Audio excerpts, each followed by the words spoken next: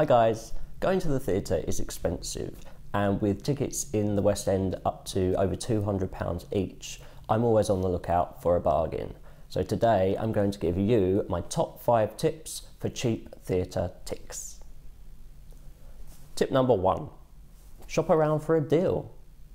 There are loads of great ticket discount websites out there that offer cut price tickets to West End shows. Places like lovetheatre.com, London Theatre Direct, Amazon Tickets, and a little website called westendwilmer.com. It's worth checking out these websites regularly because there'll always be different offers on for different shows on different sites. Also, sign up to their mailing list so that you get notified by email of all the latest offers.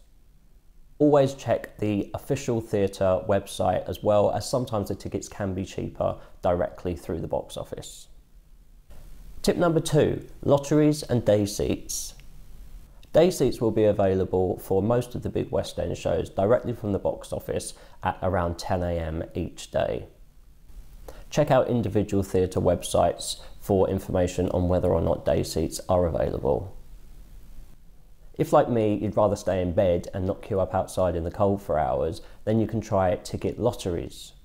The website TodayTix gives you the opportunity to enter online lotteries for shows like Dreamgirls and Kinky Boots, where you can get front row tickets for £15 each. Use my code XBTYN online at the checkout of TodayTix to get £10 off your first order. Other shows like Harry Potter and the Cursed Child, Aladdin, and the Book of Mormon all offer their own online ticket lotteries, and so check the official websites for information of those. Tip number 3, get savvy with theatre seating charts. Tickets are expensive, but when theatres are deciding how much to sell each seat for, there has to be a point where they draw the line. If you study the seating charts online for each show, you'll notice that you can get the seat directly behind or the seat directly next to a premium ticket for around half the price. So for things like Book of Mormon, if a ticket is £150, eventually somewhere the seat next to it and the seat behind will be about £75, and there's really no difference in view. They just have to cap it somewhere. So always look out on the seating charts for where the prices change, and you can save a huge amount of money that way. Tip number 4, take a chance on a cheeky upgrade. It's always sad to see a half-empty theatre, but it happens to all of them at one time or another. If a show hasn't sold particularly well for a particular performance, then what theatres will usually do is close off the balcony or the upper circle level, and then everybody who's bought a ticket in that area, they will upgrade their tickets and put them to fill the empty seats in the stalls or the dress circle.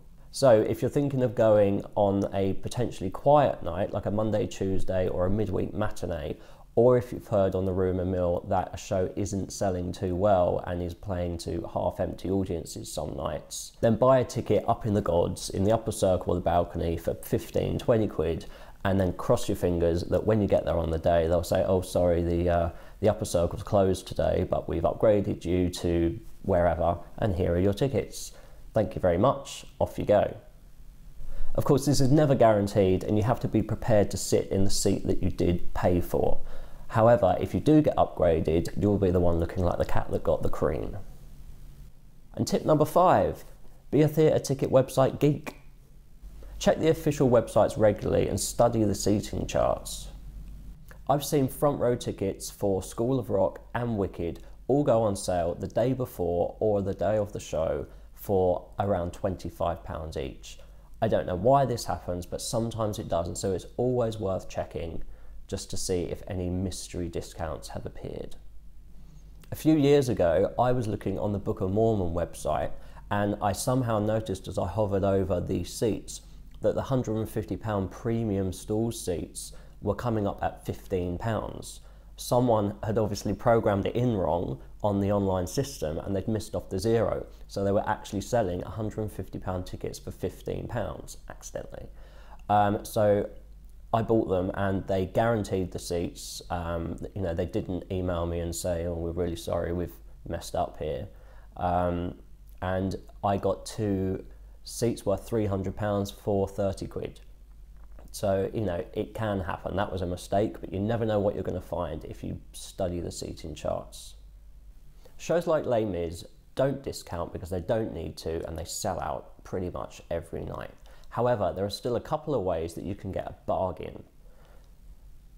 In the upper circle, there are 2 seats on each side in the second row, I think, and they're £14.75 each. They're classed as restricted view, and I haven't tried them, but they're less than 15 quid. So if you're looking for a bargain to Les Mis, give it a go. Also, in the front row, directly behind the conductor, those 2 seats are classed as restricted view because you've got a man standing in front of you, which you can't even see because I've sat there. And those tickets are £25 less than the rest of the seats in the front row. And so you can get front row tickets to Les Mis for about £50 rather than £75. So there you are, that's my top 5 tips for cheap theatre ticks. Let me know in the comments section below of your experiences when buying discounted tickets, and if you've got any tips that I haven't mentioned here. Don't forget to subscribe to my channel, give it a thumbs up, and check me out on social media, Twitter, Instagram, Snapchat, Facebook, Tumblr, and anything else that there is, to stay up to date with all the latest theatre news.